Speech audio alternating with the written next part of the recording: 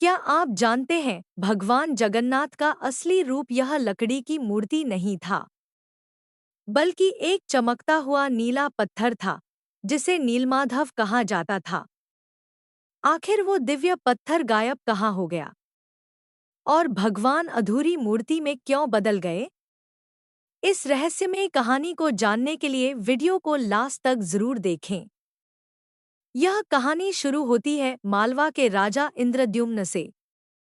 उन्हें पता चला कि ओडिशा के घने जंगलों में भगवान विष्णु साक्षात नीलमाधव के रूप में पूजे जाते हैं। राजा ने अपने मंत्री विद्याप्ति को खोज पर भेजा। विद्याप्ति जंगलों में भटकते हुए आदिवासी सरदार विश्ववसु तक पहुंचे, जो एक गुफा में गुप्त रूप से नीलमाधव की पूजा करते थे। विद्याप्ति ने सरदार की बेटी से शादी की और जिद करके गुफा देखने की बात मनवा ली। सरदार ने शर्त रखी कि वे उनकी आंखों पर पट्टी बांधकर ले जाएंगे, लेकिन विद्याप्ति ने चालाकी की। उन्होंने रास्ते में छुपके से सरसों के बीज गिरा दिए।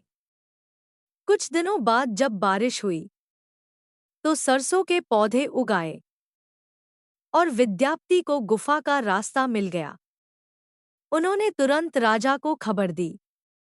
राजा इंद्रद्युम्न अपनी विशाल सेना लेकर घमंड के साथ भगवान को लेने पहुंचे, लेकिन उनके वहां पहुंचते ही नीलमाधव की मूर्ति हमेशा के लिए गायब हो गई। भगवान अपने भक्त विश्ववसु के साथ हुए धोखे और राजा के घमंड से नाराज थे।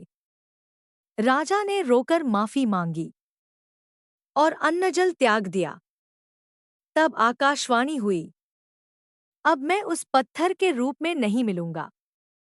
अब मैं समुद्र तट पर एक लकड़ी के रूप में आऊंगा। कुछ समय बाद पुरी के समुद्र तट पर एक विशाल दिव्य लकड़ी तैरती हुई आई।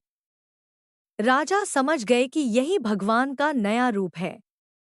उन्होंने आदेश दिया कि इस लकड़ी से मूर्ति बनाई जाए, लेकिन जैसे ही कारीगर उस पर औजार चलाते, उनके औजार ही टूट जाते। तब स्वयं भगवान विश्वकर्मा एक बूढ़े शिल्पकार के रूप में आए। उन्होंने कहा, मैं मूर्ति बनाऊंगा, लेकिन 21 दिनों तक दरवाजा नहीं खुलेगा। राजा मान गए। 15 दिनों तक अंदर से काम की आवाज आती रही, लेकिन फिर अचानक सब शांत हो गया। रानी गुंडिचा को लगा कि शिल्पकार अंदर मर गया है। घबराहट में उन्होंने दरवाजा खोल दिया। अंदर देखा तो शिल्पकार गायब था और वहां भगवान जगन्नाथ, बलभद्र और सुभद्रा की अधूरी मूर्तियां थीं।